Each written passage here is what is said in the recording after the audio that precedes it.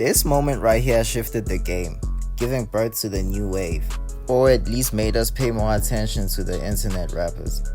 When you're thinking of a SoundCloud rapper, you are most likely thinking about face tats and colorful dreadlocks. You are not that far off. Ricky Rick was the major reason why we started paying attention to the internet now. On the previous video, I stated that TWC was one of the pioneers of the new wave, which is partly true, but one can disagree and say they were not the ones who laid the foundation. Because prior to that, they were taking the traditional routes in the mainstream media. When things were not going according to plan, that's when they took the internet route. J Molly was my introduction to the SoundCloud era and the new wave, opening a Pandora's box which led me to finding out about more artists that were doing similar things to him and those who were affiliated with him.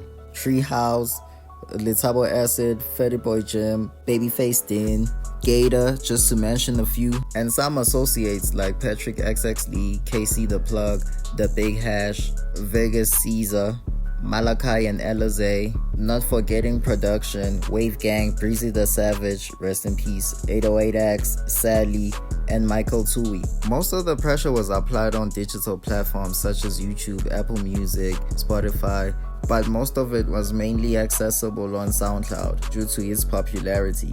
I can also say they were the first artists to take advantage of the popularity of social media and use it to promote their music. Due to online platforms having close to nothing barriers to entry, it helped them to generate buzz, not needing the financial backings of record labels. Plus, it helped them build leverage, in case record labels were trying to approach them with the intentions of signing them. Already having a fan base that's existing, proof of success at a smaller scale, they most likely don't need no artist development from record labels, and plus they would help them negotiate better deals. Plus there were no barriers to entries, there were no gatekeepers telling them how to sound, promising on their own skill just for mainstream appeal. They did their own things, they had their own shows, not waiting for mainstream media outlets to give them opportunities. More on building their own things. The internet also helped build recognition for them, having events such as Jetlag, Flexecution, Lituation, and Onyx, just to mention a few. Even merch was created by some of the creatives involved in the culture, all made popular by these SoundCloud rappers. Even visually, we had a South African equivalent of a Cole Burnett and Lyrical Lemonade, which was Cloud Cassette by Morale Pablo.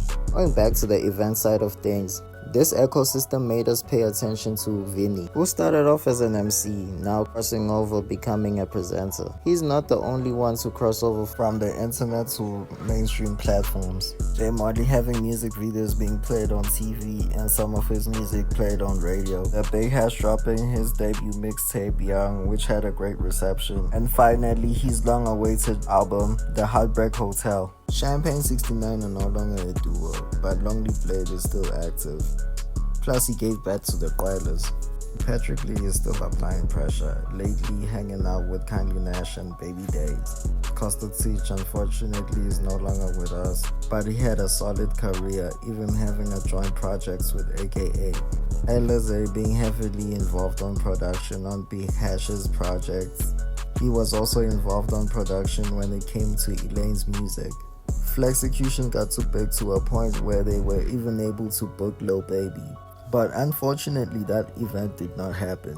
Currently we are watching a new generation of underground artists taking over the game.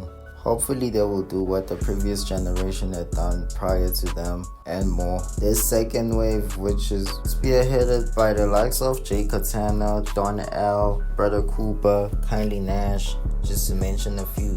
To be honest, I'm not really tapped in with the underground like that, but shout out to everyone, even the ones who were not mentioned.